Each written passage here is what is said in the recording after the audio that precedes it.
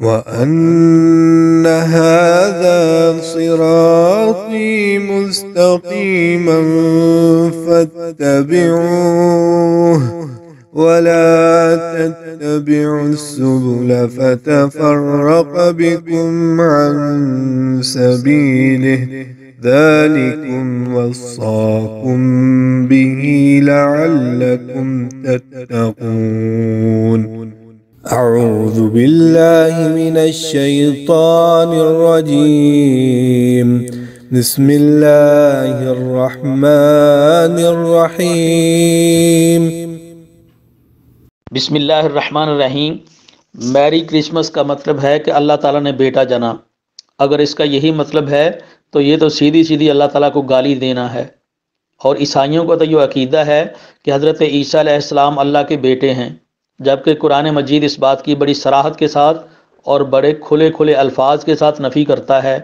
سورۃ الاخلاص وہ ہر بندے کو ہی یاد ہوتی ہے، اس میں اللہ تعالیٰ نے ارشاد فرمایا اعوذ باللہ من الشیطان الرجیم بسم اللہ الرحمن الرحیم قل هو اللہ احد، آپ کہہ دیجئے کہ اللہ ایک ہے، اللہ الصمد، اللہ بے نیاز ہے، لم یلد ولم یولد، نہ اللہ نے کسی کو جنا ہے نہ کسی نے اللہ کو جنا ہے، وَلَمْ يَكُنْ لَهُ كُفُوًا أَحَدٌ، اور اللہ تعالیٰ کا کوئی برابری کرنے والا نہیں ہے۔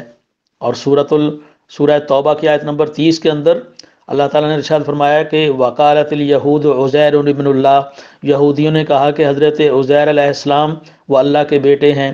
وَقَالَتِ النَّصَارَى المسیح ابن اللہ، عیسائیوں نے کہا کہ حضرت مسیح عیسیٰ علیہ السلام وہ اللہ کے بیٹے ہیں۔ اور یہ کسی کو اللہ کا بیٹا قرار دینا یہ بہت بری اور بہت بھاری بات ہے، اور یہ سیدھی سیدھی اللہ تعالیٰ کو گالی ہے۔ سورہ مریم کی آیت نمبر 88 کے اندر اللہ تعالیٰ نے ارشاد فرمایا وَقَالُوا اتَّخَذَ الرَّحْمَنُ وَلَدًا، انہوں نے کہا کہ اللہ رحمان نے بیٹا پکڑا ہے۔ لَقَدْ جِئْتُمْ شَيْئًا اِدًّا، تم یہ بہت بری اور بہت بھاری چیز لے کر آئے ہو۔ تَكَادُ السَّمَاوَاتُ يَتَفَطَّرْنَ مِنْهُ، قریب ہے کہ کہیں آسمان اس بات کی وجہ سے پھٹ جائیں، وَتَنشَقُّ الْأَرْضُ، اور زمین اس کی وجہ سے شق ہو جائے، زمین پھٹ جائے، وَتَخِرُّ الْجِبَالُ هَدًّا، اور یہ پہاڑ اتنے سخت ہیں، یہ پہاڑ ریزہ ریزہ ہو جائیں، اس بات کی وجہ سے یہ جو انہوں نے کہا کہ ان دعوا للرحمن ولدا، انہوں نے کہا کہ اللہ رحمان نے بیٹا پکڑا ہے۔ جو یہ بات کہتا ہے کہ اللہ کا بیٹا ہے، یہ تو بہت ہی بری بات ہے، بہت ہی بھاری بات ہے، اور یہ بہت گھنونی بات ہے۔ اللہ تعالیٰ کا قرآن کہتا ہے کہیں اس کی وجہ سے آسمان نہ پھٹ جائے، زمین نہ پھٹ جائے، پہاڑ ریزہ ریزہ ہو جائیں، انہوں نے جو یہ کہا ہے۔ اور صحیح بخاری کی حدیث نمبر 4974 4974 اللہ تعالیٰ فرماتے ہیں کذبنی ابن آدم ولم یکن لہ ذلک، ابن آدم میری تکذیب کرتا ہے حالانکہ اس کو ایسے کرنا نہیں چاہیے تھا۔ وشتمنی ولم یکن لہ ذلک، یہ مجھے گالی دیتا ہے حالانکہ اس کو ایسے نہیں کرنا چاہیے تھا۔ فاما تکذیبہ ایایا، یہ جو میری تکذیب کرتا ہے، فقولہ لن یعیدنی کما بدأنی، یہ جو کہتا ہے کہ مجھے قیامت کے دن دوبارہ نہیں اٹھایا جائے گا، جیسے اللہ نے مجھے شروع کیا ابتدا میں بنایا، دوبارہ مجھے نہیں اٹھایا جائے گا۔